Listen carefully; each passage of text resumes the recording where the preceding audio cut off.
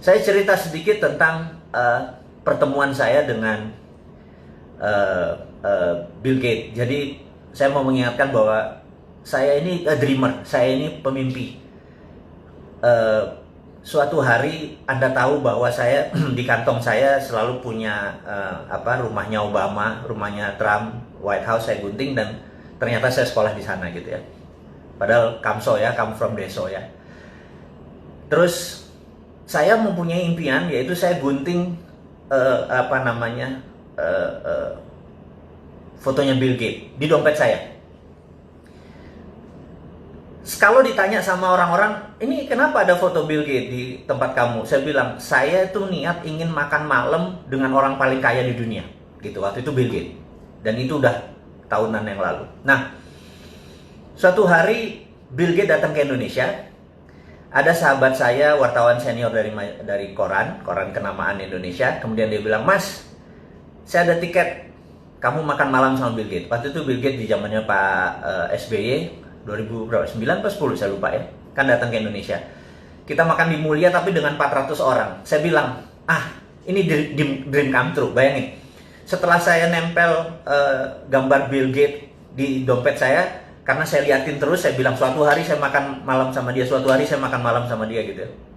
Nah, alhamdulillah benar. Apa yang saya lakukan?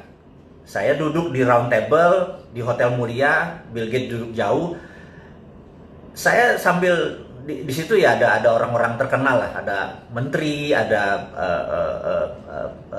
pejabat-pejabat teras zaman waktu itu. Nah, lagi kita makan, dalam hati saya bilang kayaknya nggak sah sih kalau saya makan malam atau kita makan malam tapi jaraknya jauh. Emang saya lihat dia, jadi saya cuma ngeliat dia pakai batik, saya ngeliat orangnya gini, orangnya santun tapi smart, tapi ya gitu deh. Saya cuma sambil membayangkan gitu ya. Nah, kemudian, tapi saya bilang saya nggak puas nih kalau nggak ngobrol. Ini nggak sah nih, gitu ya. Nah, terus di tengah-tengah acara lagi makan, ada yang nyeletuk gitu, Mr. Gates, might as well, kan kita lagi bareng-bareng di tempat makan, boleh nggak kami tanya jawab? Terus mereka nanya sama si audience, sama kita yang bertiga ratusan orang ini nanya, is there anyone yang di sini yang mau bertanya pada Mr. Gates? Apa yang terjadi? 300-300-nya angkat tangan. Saya mau gitu ya. Saya bilang, oh gila. Terus, dia bilang, temennya ngomong di sebelahnya, oke, Mr. Gates maybe only bisa answer dengan 5 pertanyaan aja, jangan banyak-banyak. So, siapa yang mau nanya, tolong nulis di kertas gitu ya. Nah, semua orang naik tangannya. Dan saya bilang, oke, saya take the moment. Ini kan moment of greatness ya. Saya ambil kertasnya, saya tahu kan teman-teman tahu bahwa saya memiliki sebuah keilmuan, ya ilmu kuno sih, ilmu nggak keren-keren banget bagaimana memprogram pikiran bawah sadar seseorang. Saya bilang, dia pasti baca tulisan saya, saya tulis gitu ya. Saya lipat, saya taruh. Oke. Kemudian makan seperti biasa, kemudian Mr. Gates buka satu-satu. Terus, udah selesai makan nih, terus gimana? Ada yang mau nanya? Terus dia bilang, oke. Saya udah pilih beberapa katanya. Terus who is, dia sebut sebuah nama gitu ya. Dia bertanya apa rencana Bill Gates di Indonesia. Terus Bill Gates cerita, kami akan berencana membuat laptop komputer murah di bawah $100 supaya orang bisa ini dan terkoneksi dengan sistem dan sebagainya. Cita-cita mulia lah, CCM lah gitu ya. Kemudian pertanyaan kedua, who is, dia sebutin seorang menteri gitu ya. Kayaknya dipesen nih. Oke, menteri ini bertanya ini, seorang ibu menteri. Dia cerita. Kemudian dia break lagi. Terus lama berhenti di satu kertas, terus I don't like it. Terus dia taruh, tapi kan mic-nya masih kedengeran kan, mic-nya di sini. Terus ditaruh, dia bilang terus dia nyari question, pertanyaan yang menurut dia gimmick kayak kecil-kecil. Udah 4 pertanyaan. Dia bilang, oke, the last pertanyaan terakhir, the last question katanya gitu. Terus diangkat satu kertas. Gitu ya. Terus orang sebelahnya bilang, what is this? I don't know, I don't like the question gitu ya. Ini kata-katanya dia nih. Terus saya udah tahu nih, jangan-jangan gue bener ya itu ya. Terus apa yang terjadi? Well, I would like to know this gentleman. Terus karena dia ngomong-ngomong itu, orang-orang bilang udah, lu udah kayak gitu, lu baca aja lah itu pertanyaannya gitu ya. Jadi cair suasana. Terus dia bilang, well anyway, I don't like the question. Jadi dia ngomong sama orang sebelahnya gitu. Anyway, lu udah brought up anyway katanya. Terus apa yang dilakukan? Who is a Mardiku wiek, wah udah kayak orang Polandia gua. Saya berdiri. 300 orang nengok ke kita jadi kayak kecil.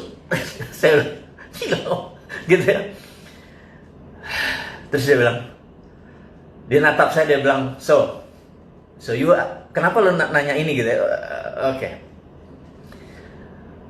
Dia ngomong, I don't think the world is ready, kata dia. Tuh orang nanya, lu ngomong apa sih? Kan mereka nggak tahu. Mereka pertanyaan adalah, what was the question?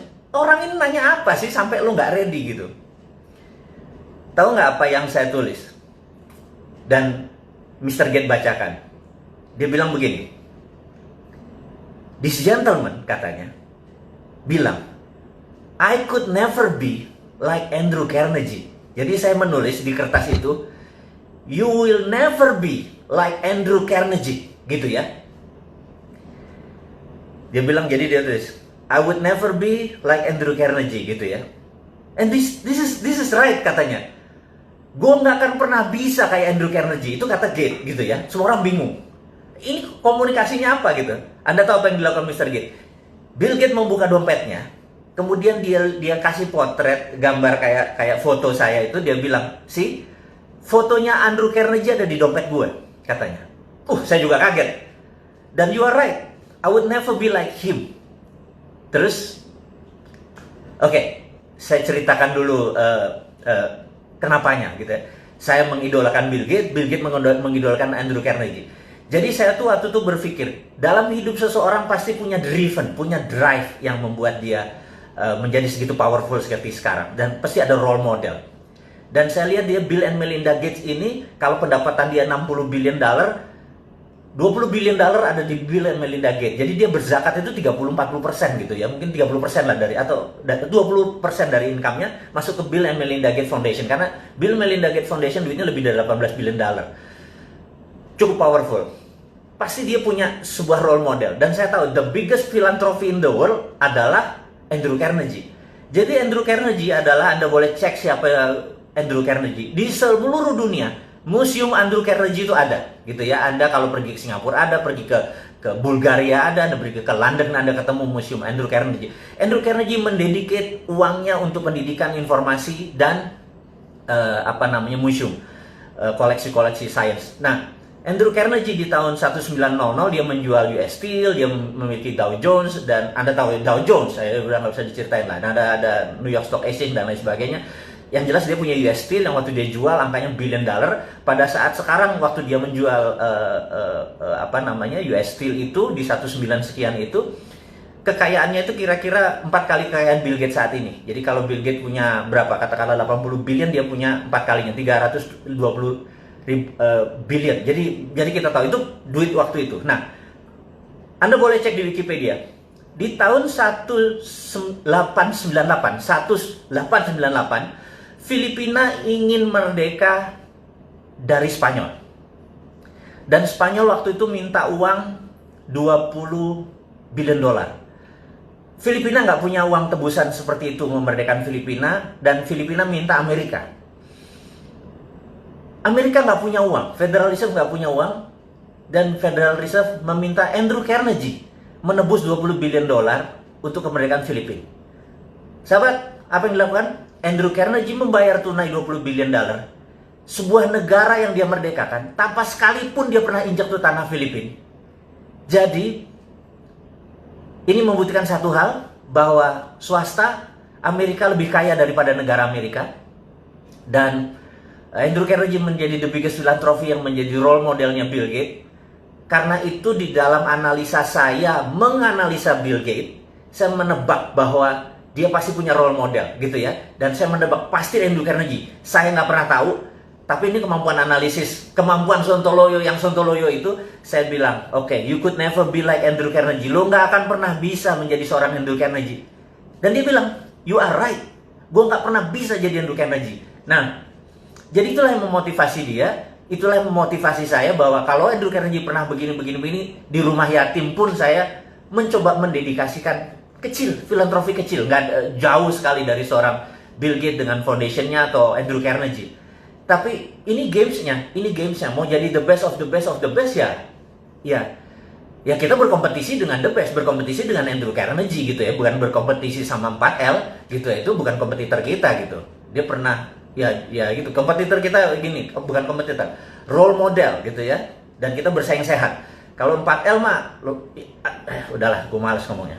Anyway, teman-teman, ini hanya membuktikan bahwa swasta itu lebih powerful daripada negara Amerika. Nah, kita tahu setelah Perang Dunia Kedua, Amerika baru menggunakan printing money dengan New Deal-nya, akhirnya negara Amerika lebih kaya dari swastanya. Jadi, sahabat semua, saya cuma mengingatkan bahwa swasta Amerika tuh berkompetisinya sama negara Amerika, gitu ya.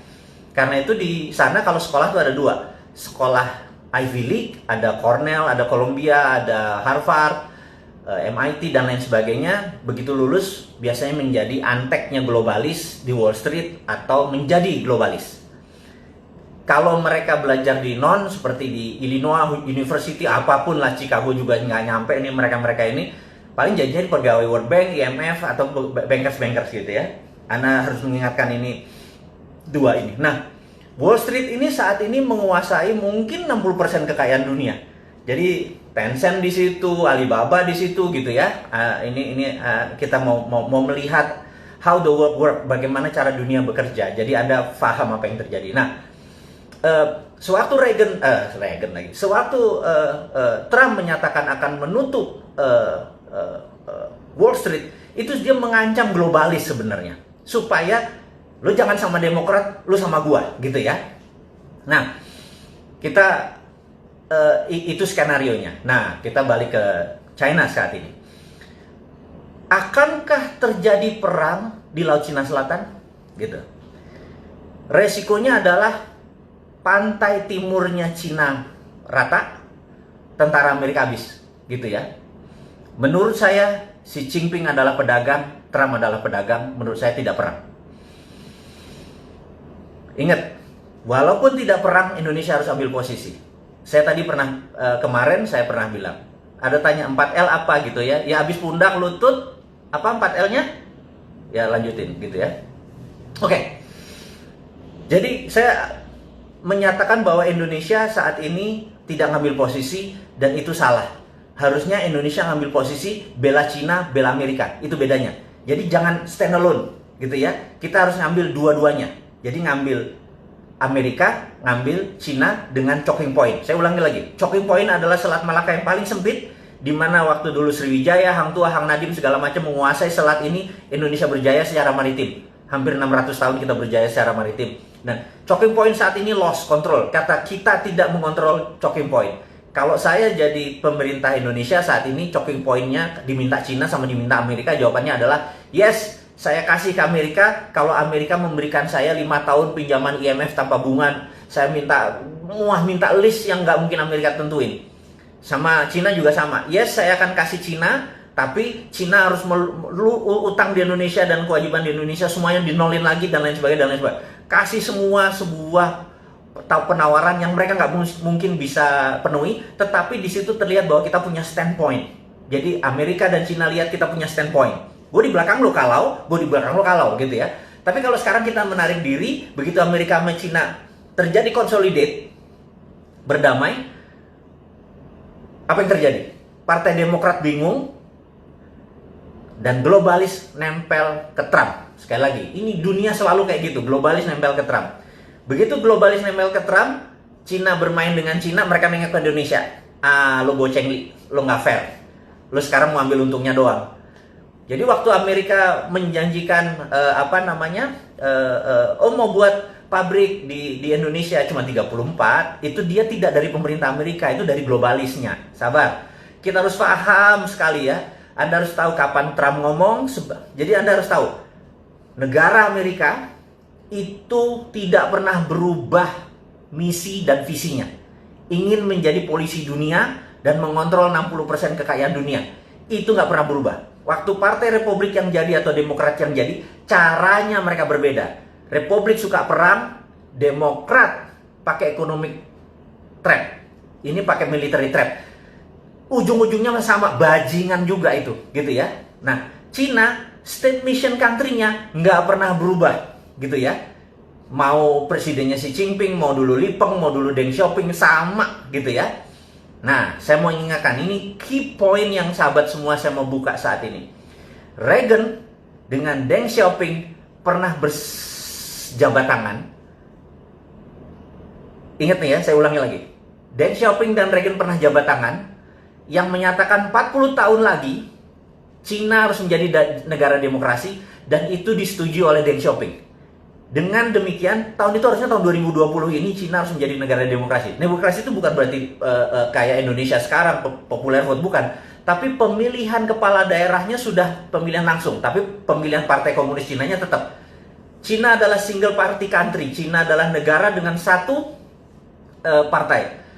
Dan di dunia ini ada 7 negara yang single party. Seperti Meksiko juga single party. Jadi Anda jangan kaget-kaget ya kayak gini.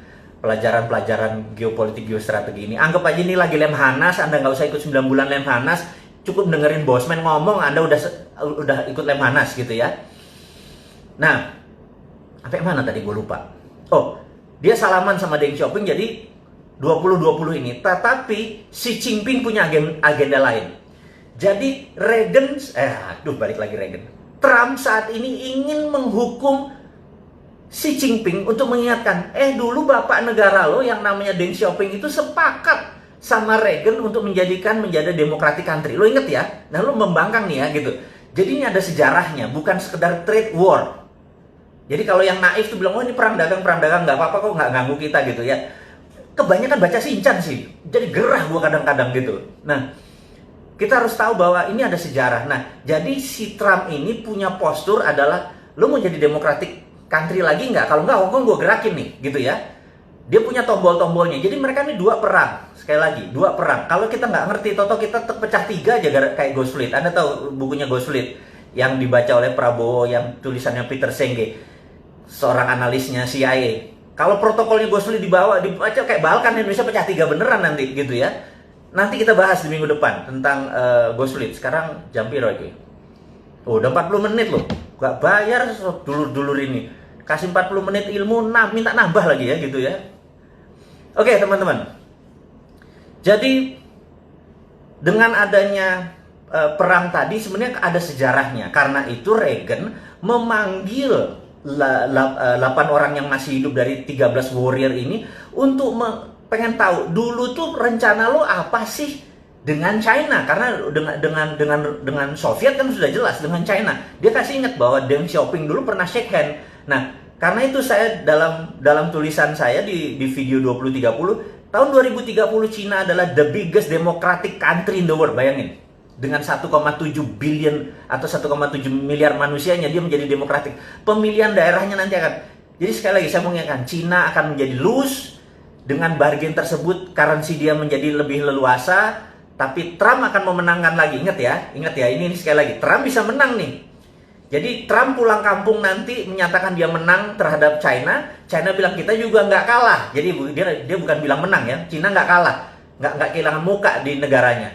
Nah, Trump selesai masalahnya. COVID sekali lagi nggak terlalu penting karena kita live with COVID forever. Oke, sahabat semua. Ada terakhir mungkin saya sekedar mengingatkan bahwa beberapa kita mendapatkan berita bahwa China punya renminbi, punya digital currency, punya dan anti dolar. Tar dulu. Itu misleading kalau anti dolar. Dia memainkannya di dalam negeri. Sekali lagi, dia memainkannya di dalam negeri. Dan kita juga nggak mau kalah dong. Kita kan dari dulu juga sudah bilang bahwa kalau kita ini kan Sontoloyo Warni, kita ini kan bukan heavy on government, kita kan heavy on private, bener ya? Kalau saya nih dapat mandat, tapi tenang, saya tidak akan masuk ke politik, saya janji, karena passion saya nggak di situ. Tapi kalau kita dapat mandat atau misi ini ada yang nerima, kita kasih juga. Kita adalah heavy on private, jadi swastanya tapi bukan kapitalis, bukan 9 naga yang jadi kaya, UKM yang jadi kaya. Jadi kita ini juga pro on private, tetapi UKM, karena itu kita bangun Santara, kita bangun Rifit, kita bangun organisasi untuk mengangkat UKM. Jadi kita tahu 2030 85% ekonomi dikuasai oleh UKM yang going global. Ini mark my word ya. Anda boleh catat kata-kata saya kalau 2030 tidak terjadi 85% ekonomi dunia, saya kasih Anda 1 juta dolar. Anda ingetin, Bosman, 1 juta dolar lo janjiin kalau tahun 2030, 85% dunia ini yang menguasai adalah UKM yang going global. Jadi nanti, buktinya apa? Sekarang ini, perusahaan besar pivotnya susah. Jadi kayak Unilever, Ultra, itu pivot. Begitu ada perubahan terhadap COVID, terhadap distancing dan lain sebagainya, merubah badannya yang besar itu nggak mudah.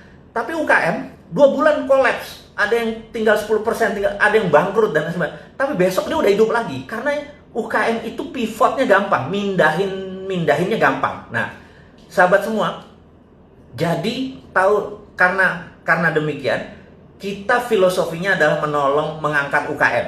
Jadi misi kita jelas, mengangkat UKM.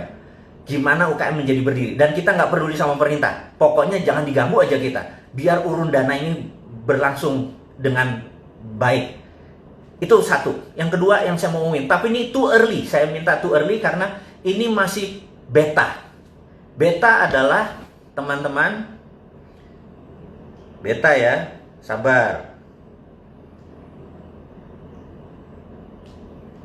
Saya mau memberikan sesuatu yang teman-teman harus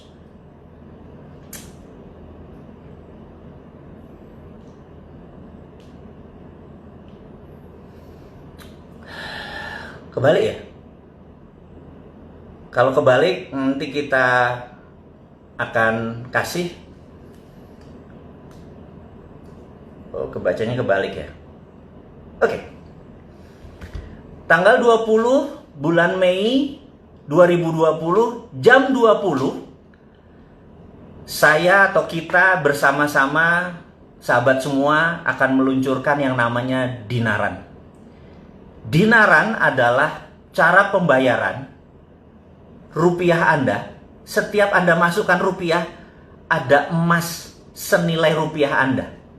Jadi kalau emas naik, rupiahnya naik. Dan setiap Anda belanjakan pakai ATM tadi, dimanapun, turun 1 juta, ya gramasinya ikut turun.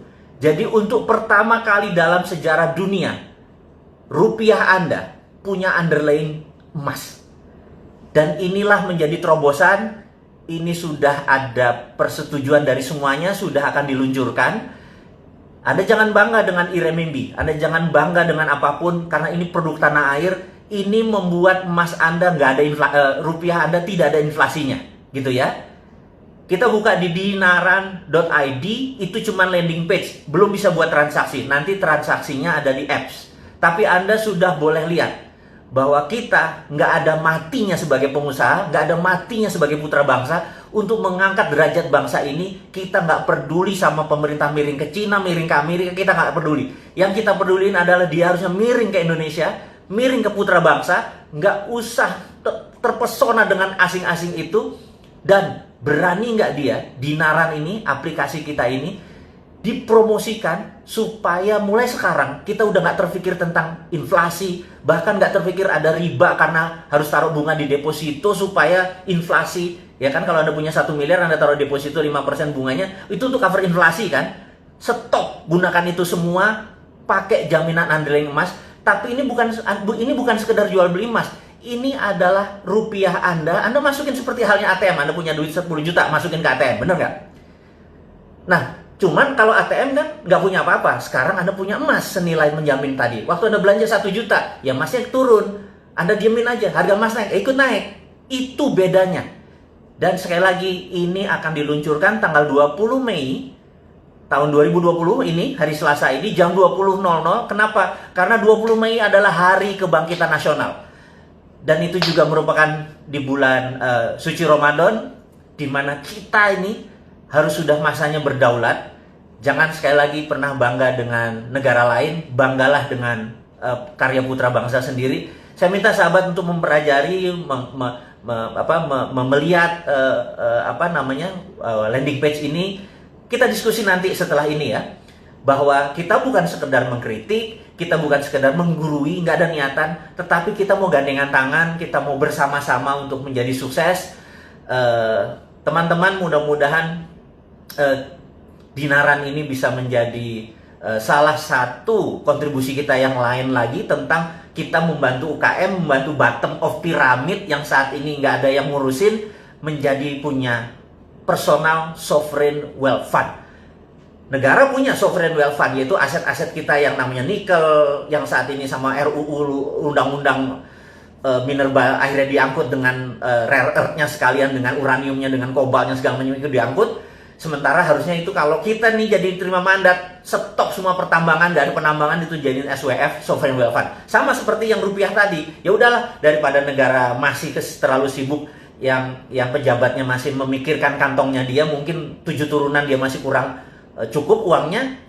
Apa yang kita lakukan? Kita punya sendiri yang namanya sovereign wealth fund. Anda punya 2 juta taruh, Anda punya 1 juta taruh. Yang penting Anda sekarang tidak bergantung lagi pada bunga bank, tidak bergantung lagi pada sistem perbankan. Ini adalah banking from non-bank. Jadi ini adalah banking, tapi dari non-banking. Jadi banking tapi bukan dari bank, gitu ya, dari dinaran. Ini breakthrough, ini mengagetkan banyak teman-teman di dunia OJK dan BI. Tapi ini adalah untuk kita semua, gitu. Ini adalah karya anak bangsa. Sahabat semua, akhirul kalam. Saya tidak mau menahan Anda lama lagi karena sebentar lagi yang di Indonesia bagian tengah sudah akan buka puasa, yang di Indonesia bagian barat sudah siap-siap buka puasa. Selamat bergosip mengenai dinaran. Saya sekedar mengingatkan bahwa bagi mereka yang ingin membeli buku dan lain sebagainya, lihat di IG, di Jual Vision 2030 ada di IG, Road to Billionaire ada di IG, dan dinaran.id Anda pelajari landing page-nya, bukan untuk transaksi, tapi tanggal 20 bulan Mei 2020 jam 20, jam 8 malam setelah habis taraweh, kalau bisa Anda lihat apa yang akan kami luncurkan, akan kita luncurkan. Ini milik kita bersama, bukan milik saya, ini milik Anda semua. Toh harta-harta Anda, emas-emas Anda juga. Saya cuma membuat sistem yang membuat kita ke depan menjadi berdaulat. Sahabat semua, terima kasih atas perjumpaan hari ini. Sukses buat Anda semua, semangat buat Anda semua. Wassalamualaikum warahmatullahi wabarakatuh.